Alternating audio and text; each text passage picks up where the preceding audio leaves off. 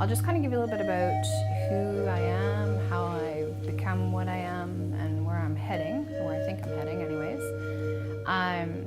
I've pretty much been able to see, hear, communicate with dead people for my whole life. Earliest recollection, I was 2. Beatrice and Eleanor, they came for breakfast. We lived in England, and everything in England, it's all like stacked on walls and piled up high because there's small spaces. And they used to come down and sit at the table for breakfast every morning. And my mom, we had to move because she didn't like them. But I didn't clue in that they weren't real. So they were ghosts, but I just grew up with them. They were awesome, loved them with all my heart. So that's my very first recollection of that. I've been through many experiences. I have 3 children. Gosh, I have 3 beautiful children, a 24-year-old, an 18-year-old, and a baby. I have a 10-month-old baby. And I'm a grandmother, and I'm very blessed to be here. And so as I experienced through my lifetime, I got about 18, hit a lot of things, because once you start telling people you hear voices, they want to medicate you. First thing I want to do is give you a little blue pill. So my mother being a psych nurse, which was really attractive, really didn't help matters much. So I learned to hide it, and so I tried to keep it under wraps, keep it so that nobody knew what I saw or what I heard or what I knew. My grandma was extremely intuitive, and she used to read tea leaves, and that was always the fun thing. But so when I was 21, 22 years old, I was in a very severe car accident. It was fatal. I died, and I'll talk about that. That was a life-changing moment for me. And I actually died twice. I died at the scene, and I died in the ambulance on the way to the hospital. And so after that, my life really changed. And so I chose to come back, and we'll talk about that more in detail. And so I committed myself to doing the work. Just buckle down and get it done, right?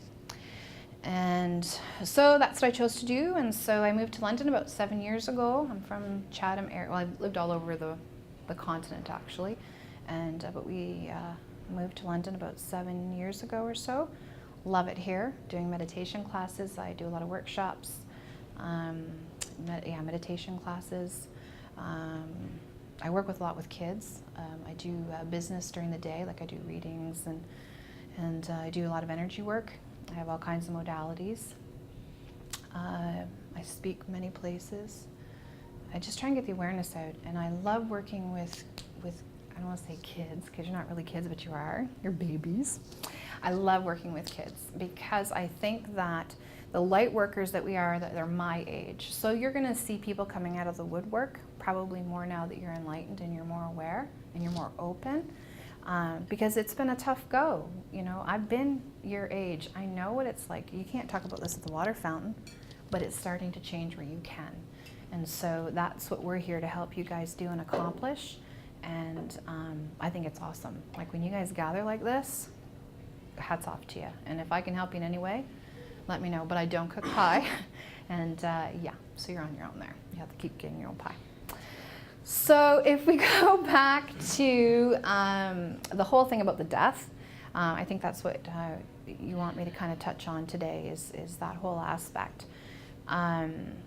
When I was in that car accident, I am so blessed, I tell you, and the adversities in my life. When you get to that point, I was in a car accident, and my car hit the ditch. It was a very deep ditch, like maybe 10, 12 feet deep. And I hit this way, and my face went through the windshield, and then my car swung and hit the sideway, and my face went again through the driver's door. And so I basically put my face through the windows twice. And the pictures, you can actually see parts of my face in the glass. So very lucky to be alive, am I? But at the time I had died. And what happened was, it was almost instantaneous, that it was just like I turned to vapor, and I was just up in this white light. And at first I was, because I've been there before, I remember that in meditations from when I sat and I meditated and from the things that I'd seen. And I got up there, and there was like this council, and they were sitting at this round table, and they're like, well, we've been expecting you. And I was just like, no. So I look back at it and I kind of joke at it now, but it was very inviting, and it was beautiful. It was so warm. It was beautiful there. The energy was amazing, and I didn't want to come back. I did not want to come back. And they said, you need to come back. And I'm like, well, no, I don't want to go back. So what they had done is, when I was sitting in that council, and this was the first time I had died, and I was sitting there, and they were saying, but you promised, these are the things that you said you were going to do. And it was like a movie projector, but it was like I was sitting here and the movie projector was around the whole room. So everywhere I looked, I could see bits and pieces. And I hadn't had my daughter yet, but I saw my daughter, and I could see all these things that were happening around me. And at that point, I must have remembered or wanted to come back or came back, because I woke up and I tried to start the car. And my son, he was 2, and he was sitting beside me, and he was screaming, and there was water coming in the car. I don't know how we got out of the car. Sorry, I just touched the microphone. I don't know how we got out of the car. Nobody knows how we got out of the car. All the windows were intact. The doors weren't open, and they were so bent in, they don't know how we got out. But somehow my son and I got out, and we were up on top of the grass at the side of the road. And some beautiful people had come, and they were calling 911 and asking if we need anything and bringing blankets. And all I remember is just giving out phone numbers. Call so-and-so, this is their number. And just was giving out numbers, and I just said, don't let me pass out. Just don't let me pass out, because I'm gonna die. And they looked at me, and I must have been pretty gross, because they didn't want to look at me. And I hadn't even realized how badly I was hurt. And we were in the ambulance people came, and sure enough, I flatlined again, I died. And I could hear my son, he was screaming, and we were in the ambulance, and I could hear him screaming. Through the whole experience, I could hear him screaming. I could hear nothing else. I didn't hear the machines. I didn't even feel my body. I could just hear him screaming. And when I went up again, the same council was there, and they said, you're not to come back. And I said, I don't want to be here anymore. I'm done. I'm just done. And they said, we talked about this. And it's just like, we just talked about this 5 minutes ago. But they were very, they can't tell you what to do. You have free choice, free will. But they can sure open your eyes a lot. And so, and they call in the big guns, your relatives. They call in people if they think that you need to come back. And they communicate in a good way. And it's so, it's just life-changing.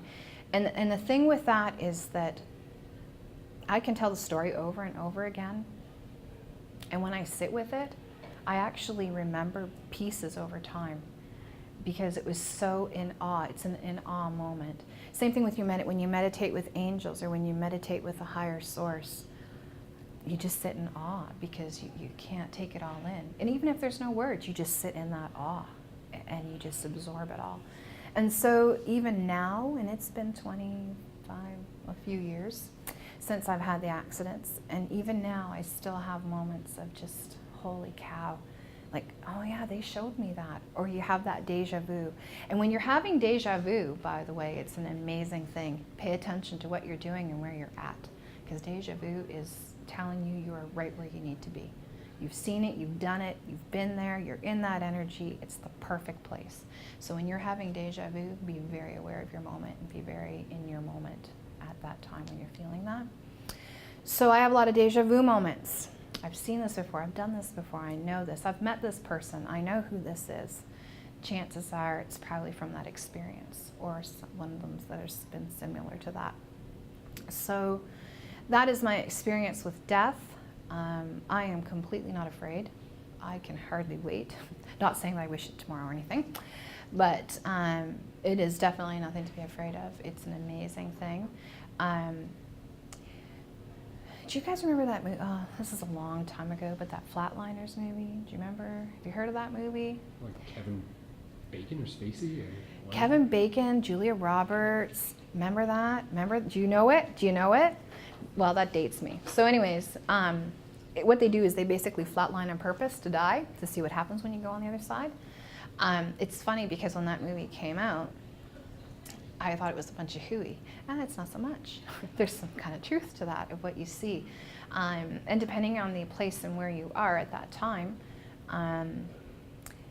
it really affects who you are. It really, really affects who you are.